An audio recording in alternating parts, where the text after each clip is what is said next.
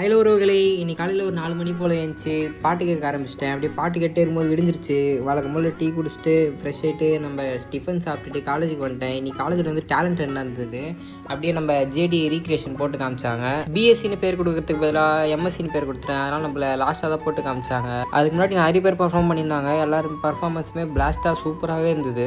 Viscom டிபார்ட்மெண்ட்லேயே நான் மட்டும்தான் solo வந்தேன். கடைசியாக நம்ம கோவிந்தா வந்து நம்மளுக்கு கம்பெனி கொடுத்தான் பாட்டு பாடி. அந்த ஈவெண்ட்லாம் முடிச்சுட்டு வீட்டுக்கு வந்துட்டேன். நம்ம கோவிந்திக்கிட்ட காலைல 6 மணிலேருந்து கேட்டுக்கிறேன் கிளிப்ஸ் அனுப்புன்னு. அப்புறம் ஒரு 3 மணிக்கு அமிச்சாங்க. அப்புறம் அதை எடிட் பண்ணிவிட்டு வெளியே போகிற வேலை இருந்துச்சு. போகும்போது நம்ம நாய் கோவிந்த வேறு நம்மளை பிடிச்சி கொண்டாரு. அவங்க கூட விளையாடிட்டு எங்கே போகணுன்னு பார்த்தீங்கன்னா ஏர்டெல் ஷோரூம் தான். இருக்கிறதுலேயே ஒரு worst கஸ்டமர் சர்வீஸ்னால் அது ஏர்டெல் ஷோரூம் தான். 20 வாட்டி கம்ப்ளைண்ட் பண்ணிட்டேன். இன்னும் அவங்க வந்து சரி பண்ணி தரவே இல்லை ஒய்ஃபை. யாராச்சும் ஏர்டெல் ஒய்ஃபைலாம் போடுறீங்கன்னா கொஞ்சம் பார்த்து போட்டுக்காங்க. கஸ்டமர் சர்வீஸ் ரொம்பவே worst-ஆக இருக்கும். அதுக்கப்புறம் ஒரு வழியாக வண்டிக்கு நம்பர் பிளேட்டு சைட் மிரர்லாம் கொடுத்துட்டாங்க. நான் கூட ஃபர்ஸ்ட் சர்வீஸ் தான் கொடுப்பாங்கன்னு பார்த்தேன். இப்போயே கொடுத்துட்டாங்க. அங்கே எல்லா வேலையும் அப்படியே முடிச்சுட்டு வீட்டுக்கு வந்துட்டு மினி விலாக் எடிட் பண்ண வேலை இருந்துச்சு. 2 மினி விலாக் அப்படியே உட்காந்து எடிட் பண்ணிட்டு சாப்பிட்டு தூங்கிட்டேன். நம்மள யாராவது புதுசாக பார்க்குறீங்கன்னா ஒரு ஃபாலோ சப்ஸ்கிரைப் பண்ணிக்கோங்க.